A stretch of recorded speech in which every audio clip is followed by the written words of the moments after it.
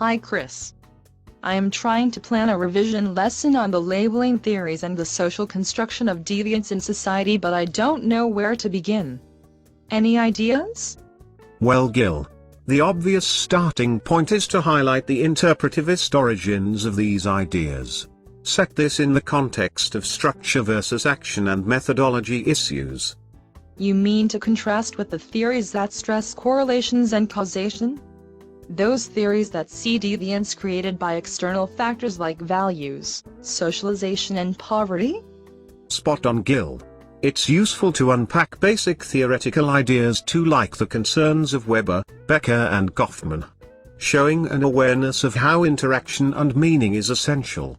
So how would you define social construction, Chris? Basically, it is the idea that reality is created in our minds. What we perceive something to be is what it is. Remember how Becker defines deviance? Yes. He says deviance is behavior so labeled. So if we don't see certain actions as deviant, then they will not be deviant to us.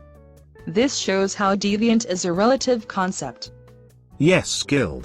And in turn, what we see as deviant varies between cultures and individuals. This challenges the functionalist ideas about shared values and social order. So we need to look at the meanings people hold about deviance and where these come from. Labeling theory does explore moral entrepreneurs and how they shape definitions and laws. This is so. The media is very useful here in stirring a moral panic and sensitizing the public to perceive issues a certain way. Look at the rave scene and ecstasy in the 80s. Yes, Chris. A powerful tool for molding our perceptions, isn't it? Weird how reality is influenced in this way and how our actions then follow. A kind of self-fulfilling prophecy. I know. It is just the same in education, where once labeled a child internalizes that label and in time become that label. It is just the same in deviance. Who are likely to get labeled and how does it work, Chris? Well, the ideal criminal stereotype according to Becker is young, male and working class. This influences the work of the police and leads to selective policing in society. So the police patrol working class areas and target youths there? And let off middle class people. This will affect the crime statistics and reinforce the idea of who do crime? Yes. Unstructured interviews and observation of the police and courts at work support this. Canteen culture shares these stereotypes and jurors adopt these stereotypes too. Wasn't this true of the chivalry thesis and how women are least likely to be convicted and sentenced? Except when they stray from the feminine stereotype and are harshly treated. This is true. The application of the social construct has been quite damning in many rape cases and leading to secondary victimization for many women. So selective policing is where the label is applied by the police and courts, which in turn leads certain groups to be seen as criminal and policed more rigorously than others. Yes. And once labeled, this has an effect on the identities of those labeled. At a basic level, they become even more deviant. The labeling makes deviance increase. Of course. The self-concept is shaped by how others see us and treat us. It is the looking glass self. So the deviance is amplified and intensified. Deviance grows as a result. Yes. The deviant redefines themselves and find it hard to escape the label. They enter secondary deviance once their master status takes hold.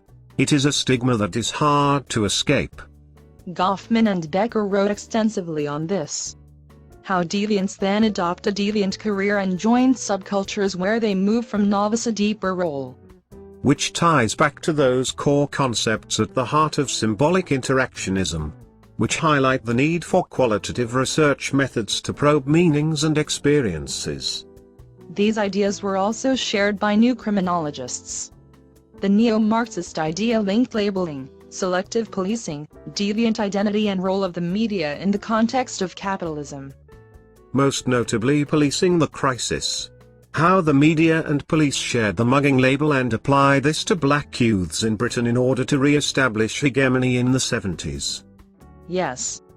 Again, returning to the role of the media in reinforcing these labels and sensitizing the public to share such stereotypes. Very useful for those wanting to change the law that. Yes, Gil. The issue here is how deviance is created by society and how police and the media actually amplify the problem rather than reduce it as functionalism claims they do. Indeed, Chris.